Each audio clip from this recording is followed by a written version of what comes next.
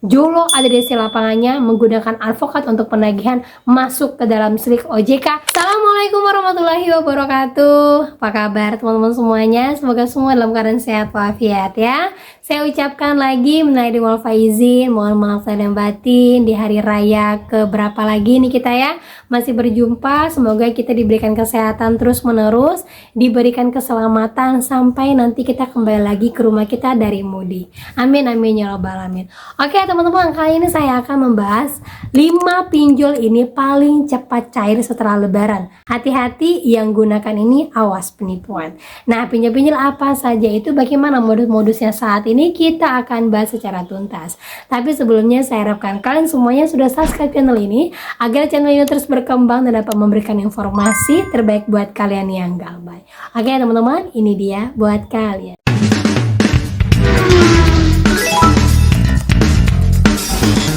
Oke teman-teman, jadi di sini seorang teman yang membagikan pengalamannya. Dia sebagai seorang customer service yang mana dalam kantornya itu ternyata banyak sekali orang yang menggunakan pinjol. Syukurnya customer service-nya ini proaktif, alias dia mau membantu teman-temannya karena dia emang garda terdepan ketika pinjol-pinjol itu datang telepon ke kantor. Dan ini yang dia lakukan. Jadi ada seorang teman komen di salah satu postingan mengatakan bahwa kamu sangat salah kak dalam menangani telepon pinjol.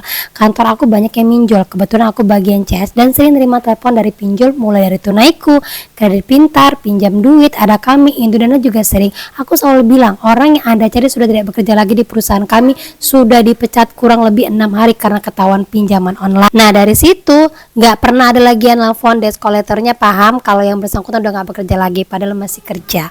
Nah ini bisa ditiru sekali teman-teman ya. Nah itu dia teman-teman ya, semoga ini juga merujuk kepada kalian-kalian semuanya. Ingat, kalau kita mempermudah urusan orang lain, insya Allah urusan kita juga akan dipermudah. Bukan kita menyetujui untuk berbuat tidak baik, tetapi kita sedang menyelamatkan teman-teman kita yang berusaha untuk hidupnya lebih baik lagi daripada gaya lubang tutup lubang. Tapi kita membantu mereka menstabilkan ekonomi mereka sampai mereka mampu melunasinya.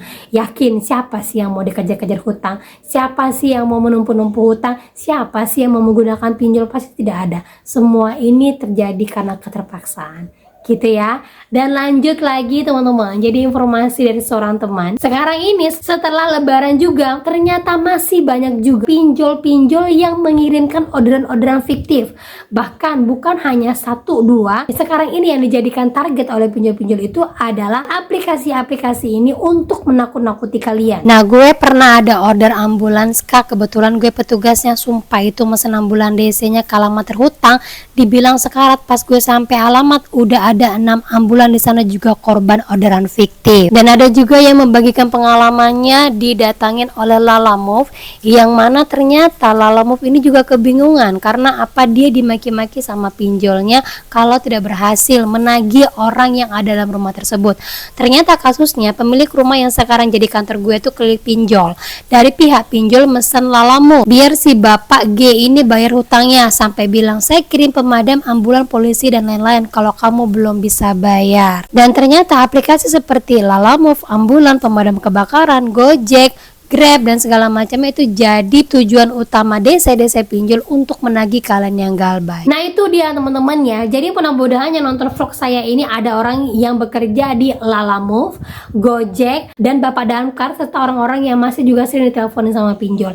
Ingat Pak ya, kalau ada orderan seperti ini, pastikan lagi bahwa minta nomor telepon orang yang kita tuju tersebut dengan alasan bahwa kita mau mengetahui apa kondisinya benar atau tidak. Kalau dia tidak mau, sudah jelas pastiin dari pinjol. Dan mudah-mudahan kalian yang terkena orderan fiktif seperti ini lebih bijak lagi.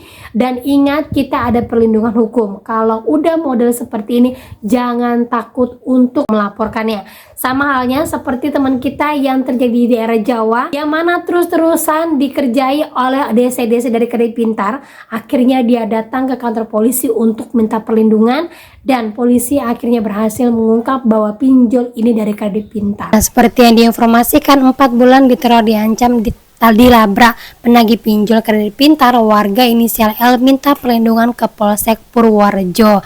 Namun di sini DC-nya benar-benar membantah apa yang mereka lakukan. Pihak penagih juga membantah adanya ancaman terhadap debitur maupun keluarganya yang menyebutkan kedatangan mereka hanya untuk melakukan penagihan serta mengingatkan janji pembayaran yang sebelumnya disepakati. Meski demikian, L tetap berharap adanya perlindungan dari aparat kepolisian agar proses penyelesaian persoalan tersebut dapat berjalan secara adil tanpa adanya tekanan.